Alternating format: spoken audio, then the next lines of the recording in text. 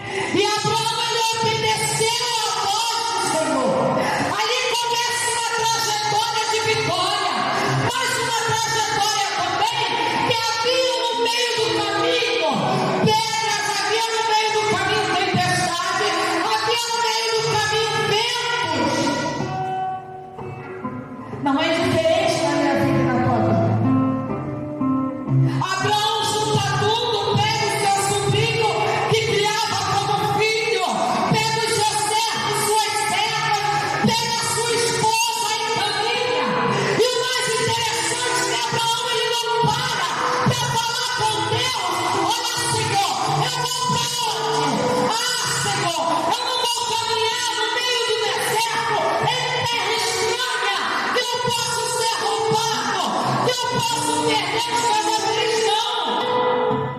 Ele poderia dizer para o Senhor dessa forma, como ele poderia dizer para o Senhor também: eu tenho 75 anos, até aqui eu alcancei tudo que eu queria, eu almejei tudo que eu queria, como é que eu vou pegar e largar a terra que é por herança minha?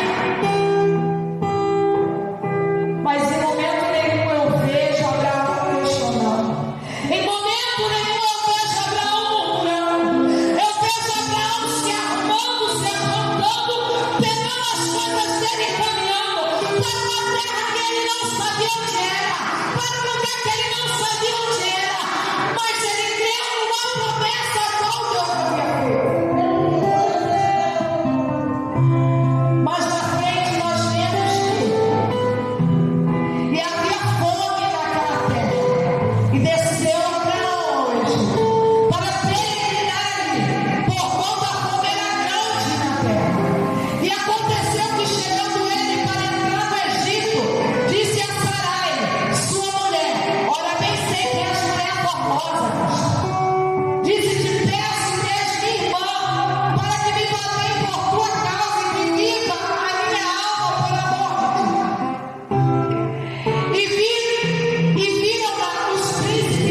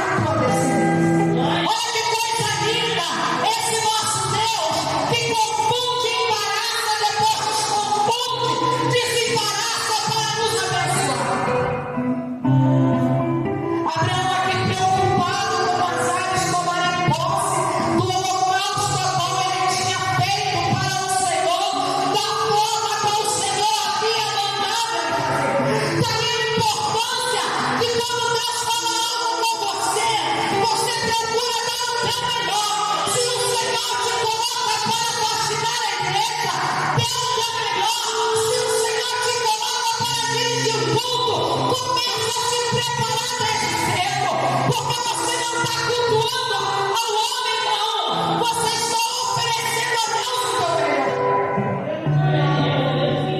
Abraão, ele preocupado com isso, ele começou a chorar. Mas como eu disse aqui, era homem carnal. Como homem carnal também se cansa. E a Bíblia vai dizer que Abraão, ele caiu no profundo sono. E ali naquele lugar houve treva. Se referindo a Deus. Mas eu vejo que Deus, ele se agrada de Abraão. Porque tudo aquilo que o Senhor tinha mandado ele preparar, ele separar, ele assim fez. Aqui mais na frente diz assim, olha, no 18, 15 e 18. Naquele mesmo dia, fez o Senhor um concerto com Abraão, dizendo: a tua semente tenho dado esta terra, desde o rio do Egito até o grande rio Eufrates. Aí no 16, nós temos aqui uma mulher que está preocupada em dar um jeitinho para o mover de Deus, para o agir de Deus. Quando nós estamos preocupados em querer ensinar ao Senhor a trabalhar, as coisas não vão fluir. Pode até fluir, porque houve uma promessa. Mas aí você está retardando aquilo que perfeito o Senhor queria te dar. Ah, meu irmão, prova isso, eu te provo. Havia uma promessa sobre a vida de Jacó, desde o ventre da sua mãe. Quando aquela mulher se questionava por que aquela luta dentro da barriga dela, até então aquela mulher não sabia que ali naquele ventre haveriam duas crianças.